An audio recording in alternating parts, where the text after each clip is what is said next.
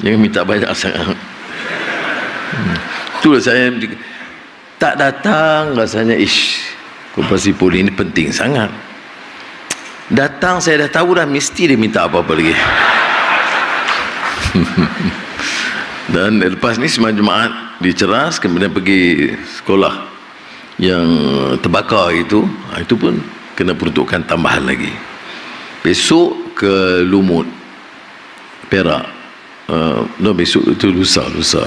Besok hari belia mesti peruntukan tambahan. Kemudian hari wartawan peruntukan pertambahan. Jadi itu jadi orang kadang orang jemput saya kata baguslah PM ni orang semua panggil. Tapi kadang-kadang saya fikir dia panggil aku ni pasal dia suka kat aku ke dia minta peruntukan aku. Tapi saya ni optimis dan realistik. Saya ingat kedua-duanya lah kan, suka dan juga minta peruntukan sikit apa salah.